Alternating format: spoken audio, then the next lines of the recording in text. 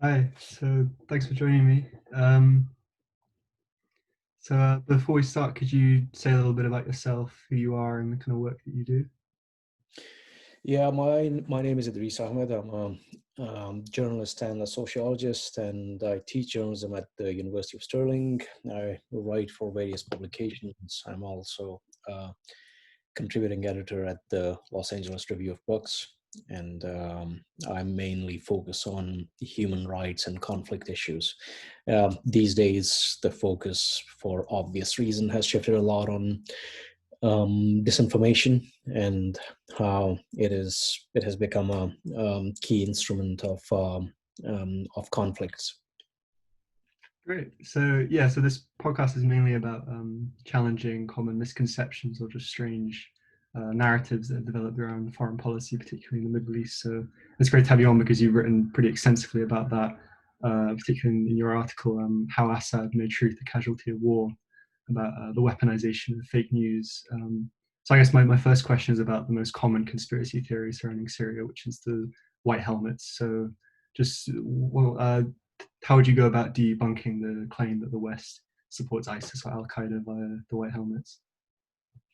Well, it's kind of it is one of the most absurd kind of conspiracy theories, which the way it originated gives you an indication of how what the intention was, because white helmets have been around since the late 2012. That there were civil rights groups which were formed once the bombings of cities started, and then they were in 2013. They were organized into this civil defense force, mainly through volunteers.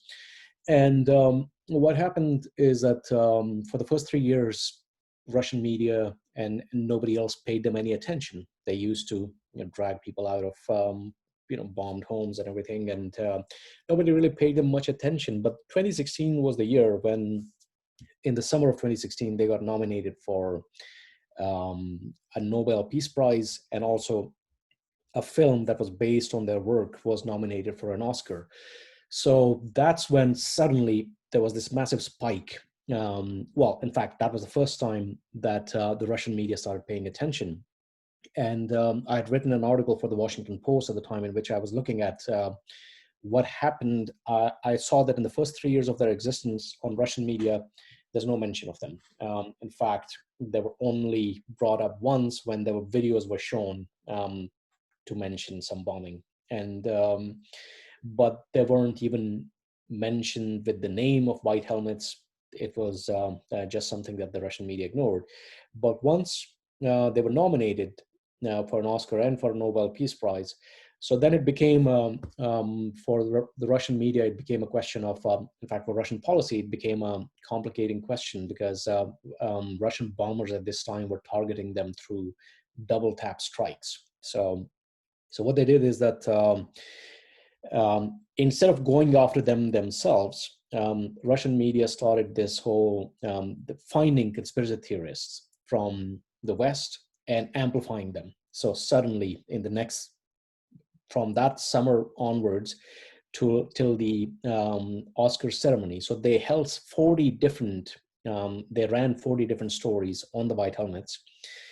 No mention in the first 3 years, and then in these 3 months there were 40 stories, and all of them amplifying people like Vanessa Beeley. There's a fellow called Max Blumenthal, and all these type of figures that they brought out of obscurity, and then they turned them into media personalities and giving them constant attention. Every time they would tweet, Russia Today would do a story about it, and so they turned this into some kind of a big conspiracy theory. And it worked, because I think that it played a key role in the Nobel Peace Prize, which they were considered the favorites. All major newspapers had endorsed them, big figures had endorsed them, but they didn't get it, and it went to Santos, which surprised many people at the time.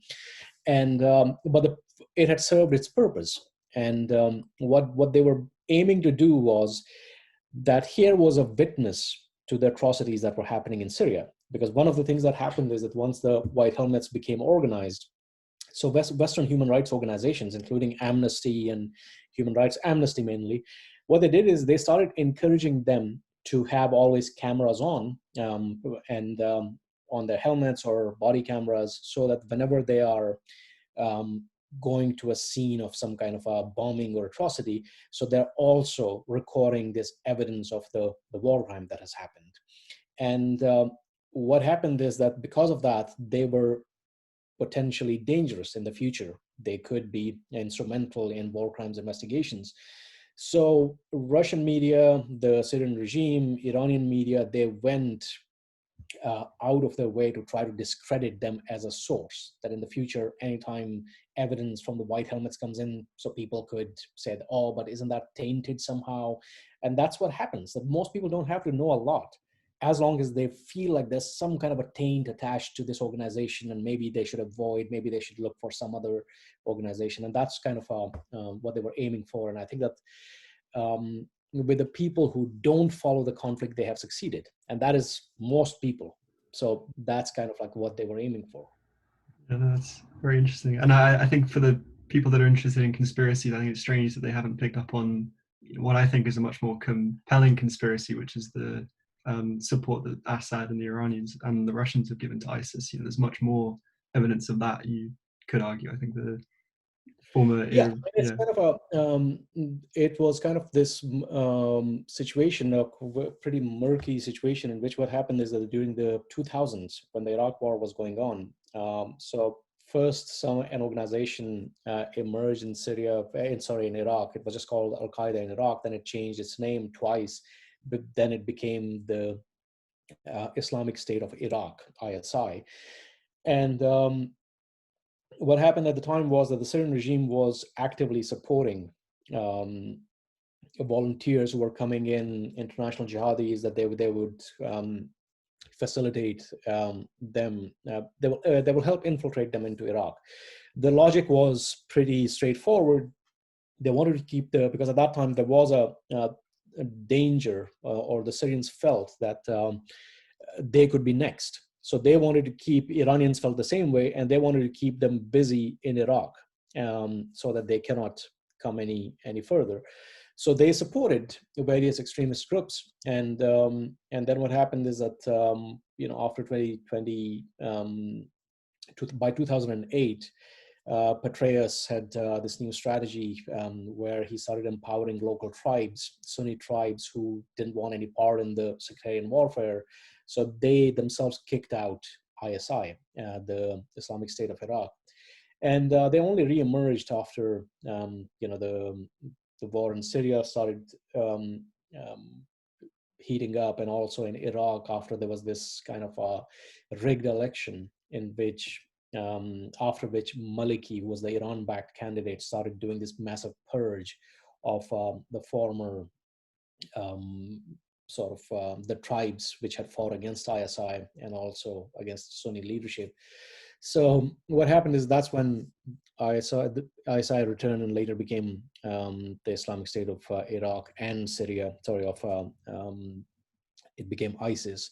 But what happened is that when ISIS emerged, so an interesting thing that happened at this time is that the Syrian regime, once again, pretty real kind of you could say the realist logic, that anytime ISIS would be in a fight with the Syrian rebels, so they would go and bomb the Syrian rebels. So they were materially assisting ISIS in most places, because they were less afraid of ISIS, which they knew they can defeat, than they were of the Syrian rebellion, because that had grassroots, that had roots in the whole country. So what they did is, for the most part, they avoided any direct confrontation with them. The only time then direct confrontation started was after the Syrian opposition was pretty much defeated. Even as late as, if you remember, the fall of Palmyra. So that was an interesting case, because what happened is that Palmyra at that time had defenses, but the Iranian general Qasem Soleimani told the Syrian regime that they need to focus on strategic gains rather than protecting this town, which is of no strategic worth. So they pulled resources away from, and they pulled defenders away from Palmyra, and then they redirected them to Aleppo, which was at the time besieged.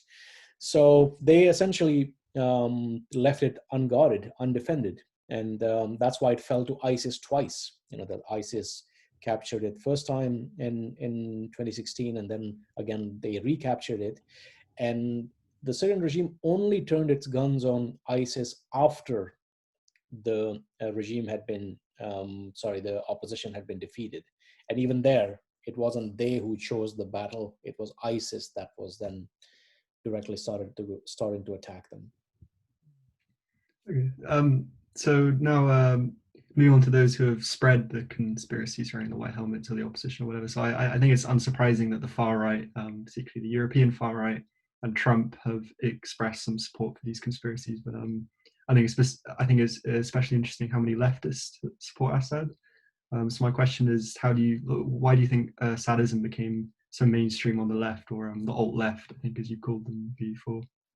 Yeah, I think, well, there is a general tendency on the left which has existed forever, which was that the worldview is quite Manichaean, that when what happens is that whenever they see the West as the major or the main imperialist force in the world. So any kind of a state or organization that is in opposition to the West, so it is naturally assumed to be something worth defending. And in the case of Syria, I mean, it has happened before when Soviet Union invaded Afghanistan. So there were many leftists who defended the Soviet invasion. In fact, they used very similar rhetoric to the Bush people. That's how they were going to liberate. They were going to bring women's rights to Afghanistan, and how they're going to bring free healthcare and education and all these kind of things. And that they justified the Soviet invasion at the time on the same grounds. Before that, the Khmer Rouge, when it was committing massive crimes. So again, many people defended the Khmer Rouge. And then later in Bosnia, when Milosevic went on a rampage, so many leftists, in fact, if you look at the media studies field, it's filled with people who were apologists for Milosevic. And they wrote all kinds of books about, in fact, during the 90s, the category of human rights itself became suspect, that somehow human rights is just a cover for imperialism. And look, the example of that was that how they demonized Milosevic. And there were actually prominent leftists who wrote books defending or even rejecting that there had been a massacre in Srebrenica, or indeed, if it had happened, that how it was the fault of the people in Srebrenica. So these type of views were quite common. And I think that what gave them a big shot in the arm in the case of Syria was that now you have the internet. So all these different isolated strands, they are able to commune, and they're able to create these kind of communities of elective affinity. And so what they do is that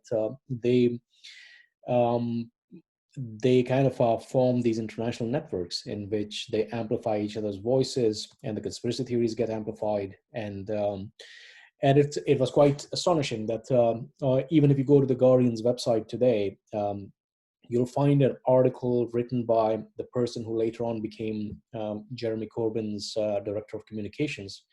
Seamus Milne wrote an article in which he claimed that some DIA document shows that the US created ISIS in order to undermine Assad. And obviously that article is written in slightly more, because it's written in the Guardian, again, with a few qualifiers, and it's kind of written in a bit more, with more circumlocutions. But then in the hands of Trump, that same conspiracy theory, that it turned into Obama is the founder of ISIS, because that's what the article was also alleging. But the interesting thing about the article, which always strikes me, is that, I had last checked more than a couple of years back, and it had over 500,000 shares. It had over 500,000 social media shares. So that conspiracy theory, when it came out, it went all over the world. And in fact, the funny thing about that conspiracy theory is that it keeps resurfacing. That same article, you will probably, even if you do a Twitter search right now, you will likely see somebody somewhere is citing that article even now. So, and the whole premise was absolute nonsense. The document that they were referring to, the DIA document, was an interview with an Iraqi intelligence officer. And Iraqi intelligence was completely aligned with Assad. So obviously they also wanted to believe that it is somehow, somebody else's fault rather than Assad's fault. So anyway, the whole, these type of conspiracy theories were really popular on the left. In Britain, the so-called Stop the War movement was basically defend Assad movement. In fact, funny thing was that when, after the chemical, so the only time there were protests in relation to Syria were when there was any likelihood, however remote, of the West taking some kind of an action to punish Assad. So nobody was bothered by the chemical attacks. In fact, 2 months after the chemical attacks in London, the Stop the War coalition held this big kind of a victory rally because they claimed that they had prevented war in Syria. And in fact, there are many people who keep on saying that, and labor politicians, that how they prevented war in Syria, as if for them war was just like if Britain had done something and nothing else. But yeah, I mean, I think the Western left, because of its Manichaean view, so it has assumed that anybody that is in opposition to a David Cameron or a Boris Johnson or a Barack Obama must be somebody worth defending, regardless of how much evidence there is of the crimes. And I'll mention another thing which I think is very pertinent to this, is that they always keep on bringing up, so whenever you speak about the chemical attacks in Syria or the evidence of crimes in Syria, so they always speak about, but like, look, we were misled in the case of Iraq. So this is the same thing happening all over again, which shows that they know nothing about the case of Iraq as well, because I wrote a book about that, and I know exactly what was happening in the lead up to the Iraq war. First of all, there was no evidence at that time. I mean, there was all evidence that Saddam Hussein was a monster, that he had done chemical attacks in 1988 and 89, and in 1991 he had committed massive atrocities, and during the 90s he committed massive atrocities. But the thing was that in 2003, the argument couldn't be made that there is some kind of a big humanitarian catastrophe that he's perpetrating, which needs to be stopped, which requires preemptive action. And so the thing was, at that time there was no humanitarian grounds for invading. I mean, there was a good case for invading in 91. There was a good case for overthrowing him in 88, 89. But in 2003, that case didn't make much sense because there was nothing imminent that a war could have prevented. Secondly, the case was about the weapons of mass destruction. So no, the OPCW didn't say that Iraq has such weapons. The UN inspectors didn't say that they have such weapons. In fact, they were sent again and again. And there was no, in fact, even US intelligence agencies, CIA, couldn't ratify that there is such evidence. And because of that, the Bush government had to turn to an ad hoc office. It was called the Office of Special Plans, that they set up themselves, which can then ratify or which can kind of validate their claims. So there was no evidence, that there was nobody saying that, no reputable organization saying that. That's very different than what happened with Syria. Every reputable organization, whether it's the UN, which has directly accused the Syrian regime of the crime of extermination, whether it's the human rights organizations, Amnesty, Human Rights Watch, Physicians for Human Rights, then the UN Independent Commission of Inquiry, and then you have OPCW. And so all the reputable organizations, they're all saying the same thing, and also confirmed by journalists that, yes, Syria is committing mass atrocities. Yes, it has used chemical weapons, and yes, it is bombing indiscriminately. It uses the barrel bombs, which you don't even have to look far to find evidence of. And then lastly, about the mass incarcerations and the mass executions, there is evidence from survivors. There's evidence collected by reputable organizations. Amnesty International has done this really extensive study. Human Rights Watch has collected data on all the at least they were able to verify. This was when the documents first came out, when the Caesar photographs they first came out. They were able to document at least, it was close to 7,000 people that they were able to match with the record with the photographs of their deaths. And then there's in Sweden, there's an organization which is collected so much evidence that they said that we don't have that much evidence even on the Nazis, that they have collected so much documentation. We've spoken about people who openly support Assad, but I think it's also interesting how much general sort of indifference there is to the Syrian issue. People. So, for example, I did a module last year about the Middle East, and in the opening lecture, the lecturer asked everyone what issue they were most interested in, and I think everyone voted for Israel-Palestine. A few voted for Iraq, and almost no one voted for Syria. Obviously people are right to care about Palestine as they should, but I'm wondering why they don't also care about Syria. Why is it that particular issue just doesn't seem to get any or very little attention, or at least not as much as you think it should? Well, because I think it's kind of complicating for people's worldviews. Before Syria, before the Arab Spring, in fact, even at the start of the Arab Spring, everybody was for the Arab Spring. But as soon as the counter-revolution started, then things suddenly got complicated. That suddenly people didn't know whether, it's a good thing to support revolutions, because what if the kind of anti-American regimes that they had been been defending, that now they were under threat. So they suddenly, so people took kind of two approaches: either completely ignore the issue. So there are many people who speak about every kind of human rights abuse in every part of the world, but they don't touch Syria, because Syria complicates their worldviews, because everybody's got easy formulas for understanding the world, and Syria complicates it, so best not touch it. And then people who are then bolder, then they go into the denialist route, and that they just start defending the Syrian regime, or claiming that how the allegations against it are false, the way they were against Saddam Hussein. And they also then forget that the allegations against Saddam Hussein were not that they were false, they were only the timing was wrong. It's not that he wasn't a monster, and it wasn't that he hadn't committed mass atrocities, and that he ran probably one of the most horrific torture regimes. So I think that it's not a fashionable issue, and that's why it's kind of and because a lot of protests, I have discovered that in a lot of these protest movements, the element of ritual is very important, the socialization is very important, and because Syria is not the focus of frequent, marches or anything, and there are not gatherings happening around Syria. So because of that, what has happened is that people haven't really.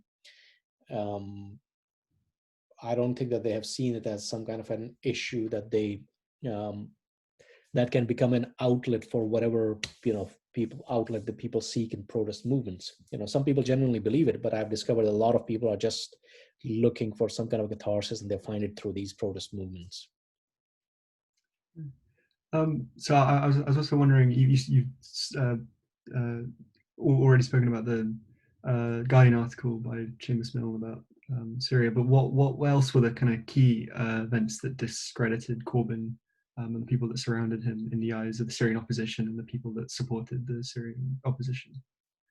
Well, it was just kind of the complete absence of any solidarity, any internationalism, and then at key moments when there was a need for accountability. I mean, there was this famous kind of appearance when there had been an attack on a UN aid convoy by the Syrian regime.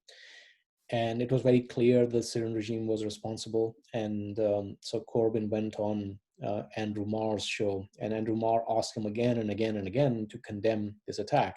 And Corbyn was like, oh no, let's wait until we find out who actually is responsible. And that was his way of kind of deferring any, taking any kind of moral position, because it wouldn't sit well with his legends of the dogmatists who couldn't countenance the idea that somehow the West could be right about something. And I think there was that. There was also like the shutting out of Syrians, because they banned any anti-Assad Syrians from Stop the War coalition platforms, and to the point that once they held this event in the parliament, um, in which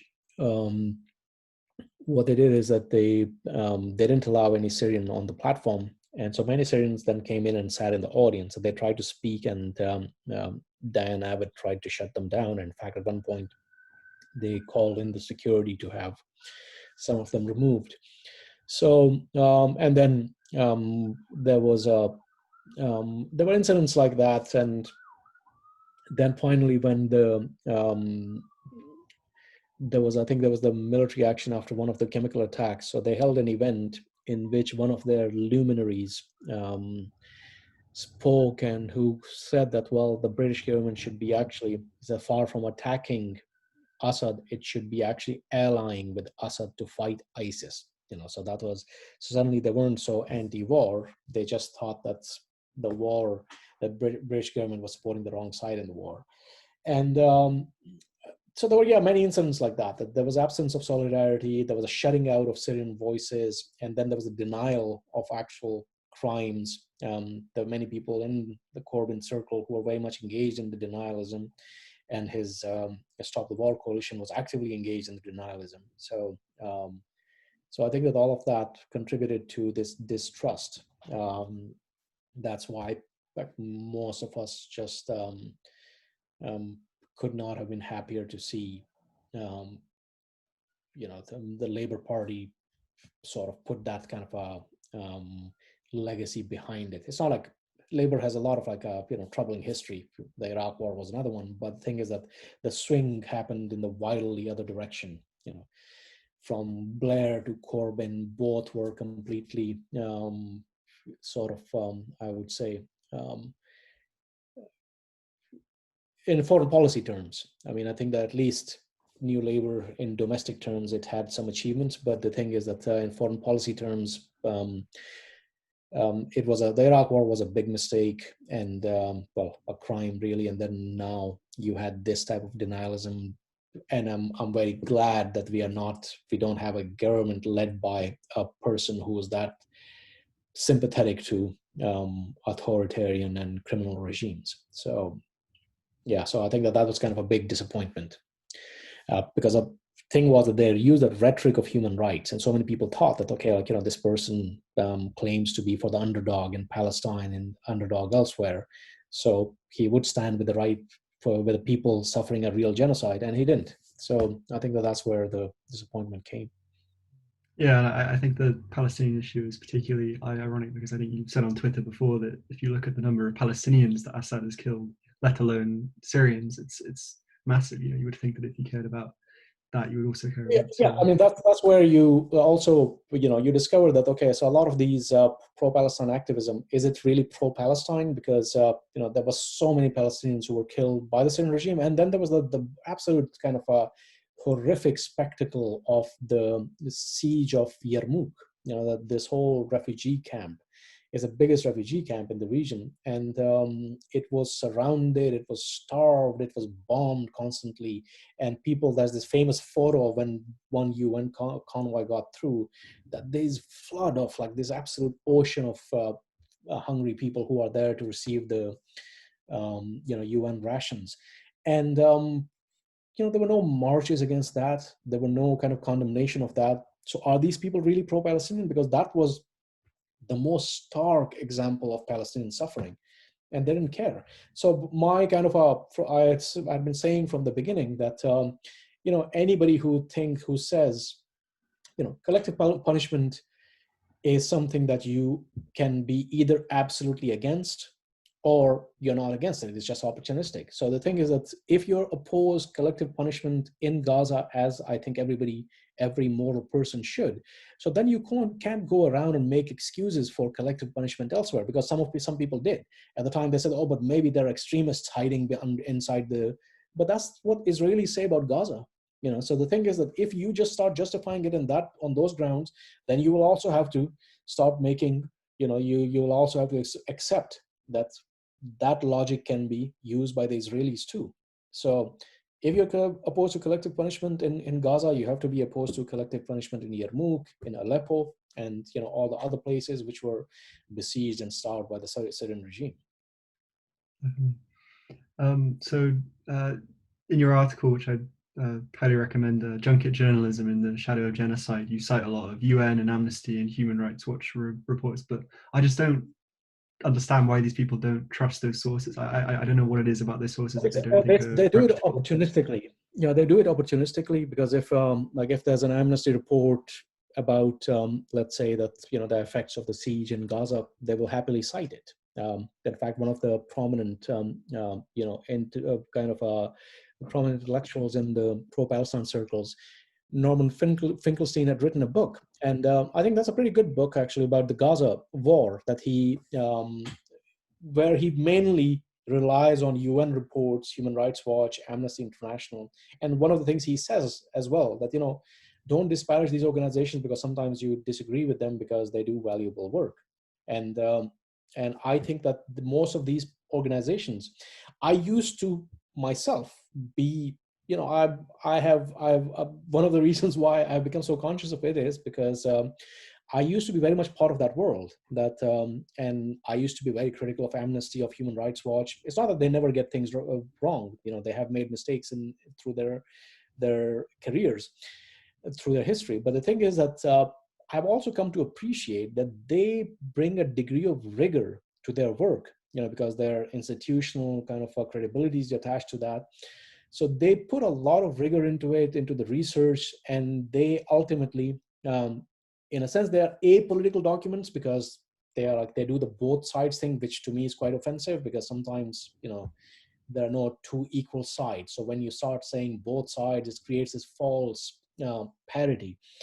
And but what happens is that ultimately their documents are really rich in detail, they're well investigated, and they are really important resources. So I think that that's why the UN's every investigation, the documents, the OPCWs, and Amnesties and Human Rights Watch and Physicians for Human Rights, they put a lot of effort into it, and they are really valuable documents. And that is why I feel like that it's become important, not only that they're valuable in themselves. To me, what is troubling is that just because many leftists right now find their findings inconvenient in relation to a regime that they sympathize with, so they are damaging the very organizations which most of the time they rely on, and they will be relying on in the future. When some kind of like in Afghanistan, an attack happens on an MSF hospital, who investigates it? It's usually Human Rights Watch, Amnesty International. They do the investigation, and leftists are very happy to cite that. Or something similar in Iraq when a lot of the atrocities were happening. Who was investigating? It was these same organizations, and they are right now, because they're finding their views inconvenient. So they're trying to destroy the credibility of organizations which they have always relied on. I mean, when in the lead up to the Iraq War, everybody was happy to cite OPCW not accepting the US claims about Iraq's weapons of mass destruction, or the UN inspectors rejecting them. And everybody was like, okay, look, the UN isn't supporting it either. But right now, anytime the OPCW or the, what's his name, the UN comes out with findings about crimes committed by the Syrian regimes, people then start going through, there's a kind of this whole group of people. It's the same thing that they do with these documents that come out from the IPCC and others, that they start going through looking for any minor sign of inconsistency anywhere, and then that becomes representative of everything else. And somehow, look, the document is false because something in some appendix is contradicting something that has been said on page 79. It's just kind of finding trivial inconsistencies in order to reject the verifiable findings. So I think that they're doing long-term damage by trying to damage the organizations which do really important work. Yeah, and I think it's ironic that the same people who comb through OPCW reports or whatever to try and discredit them are also the same people who will, they're the most vocal when it comes to calling for the report in the first place. They say, oh no, we can't intervene against Assad or whatever, we need an investigation. Yeah. So do you think that people like Max Blumenthal or Vanessa Beeley, who I'd also like to know, I think it's interesting that many of them now are COVID-19 conspiracy theorists, lots of them are promoting that kind of stuff. So I don't know if if you don't trust them on that, then why would you trust them on Syria? But do you think they actually believe what they're saying, or do you think a lot of it is just they're willfully lying? Yeah, I think I know, at least with Blumenthal, that he is clever enough to know that the things that he's saying are, in fact, because we know, uh, because he's very much he probably wrote the best denunciation of his own current politics back in 2012. I used to know him back then, and so he used to write for a pro-Hezbollah newspaper in Lebanon, and so he resigned from there, and he wrote a pretty good resignation letter. And if you read it, and then he has now deleted it, but I think there's an archive of that letter somewhere, because it's very much a denunciation of his current politics. So he then complained that because he resigned, at that time, the Arab Spring was this hip brand. Everybody wanted to be associated with it. And he thought he had taken the right position. But what happened is that he didn't get the kind of applause that he was expecting. And he also realized that financially it wasn't rewarding. Nobody was calling you to come and give talks on Syria, because people don't do that. So what happened is that I would say that having a pro-revolution position on Syria is probably the least rewarding position anybody can take, because one, there's generally an acceptance, at least among sensible people, that yes, Assad is a criminal. So nobody wants to really kind of have talks about tell us how much of a criminal he is. So it's not really a lucrative lecture circuit, and which many of these people seek. So I think that what he realized that was financially wasn't as rewarding as he was expecting. So he, at some point, he went to Moscow, and when he came back, he had completely done a 180-degree switch, in his politics. So because of that, I think that he probably knows what he's doing, and he has just chosen. There are some areas in which having the contrarian position is rewarding. I was just having this conversation with somebody else about there's this character called Candace Owens. She's this African American voice who has become a kind of a media celebrity because she comes out with its contrarian voice.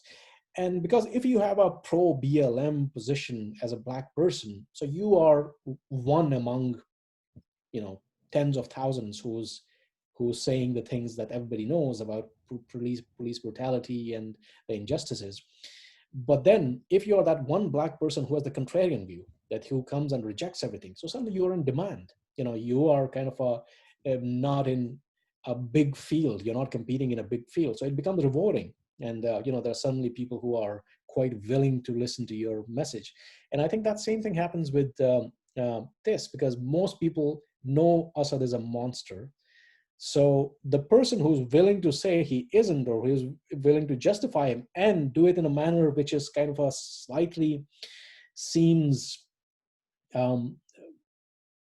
almost kind of journalistic, because there's one of the things that they aim to do, that they have all their articles full of hyperlinks, and you get the impression that they are saying something which is well supported or evidence based, and most of the time the evidence is bullshit. But the thing is that what they're aiming for is to present a pseudo objective kind of a defense of Assad. It's mainly a service to the Assadists who are not articulate enough to have their own positions. So in a sense, they're providing a service. It's lucrative. It gets you gigs that you're around the media constantly, and you're not just with so it's not just the Russian media that's calling you in. It's also the likes of Tucker Carlson and these type of figures so it's a far right in America, and everybody suddenly finds you useful. So I think that, they're trying to carve a niche for themselves. And I don't know enough about Beeley to speculate.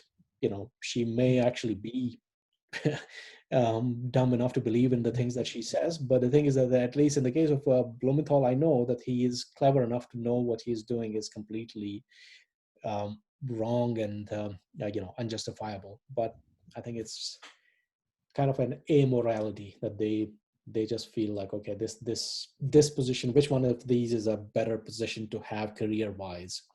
So okay, your career is again going nowhere, so maybe in the mainstream it'll be very hard to go around, saying that Assad is a tough guy. There are thousands of people saying that Assad is a criminal, so you don't really have a niche. But okay, here's an opportunity, an untapped field. I mean, in the UK, that's basically George Galloway's career. That's what he has done. He has always found that niche for himself, and he has milked it for all it's worth. Yeah, I mean, I'm not sure about Vanessa Beeley because I think she does genuinely support him, but I think I might have seen something about someone leaked her text messages where she had admitted privately, okay, fine, Assad does use torture, he does, do all these awful things, so maybe. But all right, so I just want to finish off by asking you about the Caesar sanctions, which have recently been put in place. So I think it's a very interesting case because it's very much divided the opposition. Some people support it, some people don't, which obviously undermines the idea that there's some criminal conspiracy where everyone is following the same narrative and everyone's a CIA agent. But yeah, so I just like to get your thoughts on what you think I about think sanctions are always a blunt instrument, and what happens with them is that they inevitably end up affecting a lot of innocent people. So there's a lot of collateral damage always. So here was the complicated question for Syrians that, on one hand, this was the only means of accountability or even constraining the Syrian regime.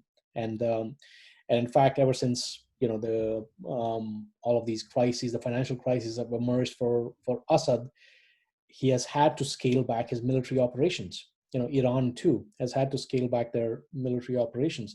So it's not there are human costs either way, and it's a very difficult thing to weigh. On one hand, this is the only means of accountability available, and I've heard, again, because on one hand the Syrian regime is trying to present it as like, okay, how indiscriminate they are and how much of the troubles in Syria are caused by this. But there is this one authority on Syria, former he used to be an advisor in the Obama administration as well, Steve Heidemann. So he was explaining that a lot of that is also exaggerated, because what has happened is that the actual act in itself has a lot of protections for civilians. That there are a lot of civilian protections for civilians, that how they should be, and aid organizations, that how they shouldn't be affected, and so there were a lot of built-in protections for civilians. So, but there's fear among financial institutions and others that of doing any business with Syria, lest it fall foul of the sanctions. I mean, right now, for example, some friends were trying to raise funds for a Syrian student who got a scholarship in the West. Not a scholarship, but it got admitted to a university in the West, and they were trying to fundraise for him. And they couldn't, because GoFundMe and others were very reluctant to support any person in Syria, even if the person is not in Syria, any Syrian, lest it violate, American government sanctions. So I think that it does create many complications like that. And it is certainly something that you wouldn't want to see last for too long. I just hope that right now the kind of crisis that is emerging in Syria, we already see in the south there have been new uprisings, and even places which hadn't risen up against the regime in the past, they are rising up in places like Suwaida and others. So people are realizing, because of the sanctions, that Assad is a liability. But yes, there is a human cost. I think there's I would recommend here, one I mentioned, Steve Heidemann, who's worth reading on it always. And the other person is Elizabeth Surkoff. She has been writing some really important papers on the impact of the sanctions. And so that is something that people may want to consult, because she's writing about the effects of these sanctions. I mean, the damaging effects of these sanctions. Okay, great. Well, thanks very much for joining me today. So you have your book, The Road to Iraq, which I've been reading, Yes. and I've been very much enjoying. And am I right in thinking you're working on a new book too, called The Post-Truth War? Or? Yeah, I think the name might change. That was kind of because one of the things about it is also that the notion of post-truth is something that I'm kind of interrogating. It's is it even a reality? And the name might change, but it's focused on Syria, and it's focused on why disinformation works. Actually, if people go to I wrote a paper for the Center for Global Policy, which is currently it should be on our website, pulsemedia.org. It's just called How Disinformation Works. Because I'm looking at different types of research from neuroscience, from psychology, from the world of epistemology, on why humans are so susceptible to disinformation. And my reason for, the thing that set me off on that was looking at the persistence of false beliefs, especially in relation to Syria. So that is something that I'm working on, and yeah, it will be coming out in a book. Oh, great. No, that sounds very interesting. I'm looking forward to reading it. All right. Well, it was a pleasure talking, and definitely. Thank you very much. Okay. Have a good afternoon. You too. Bye. Bye.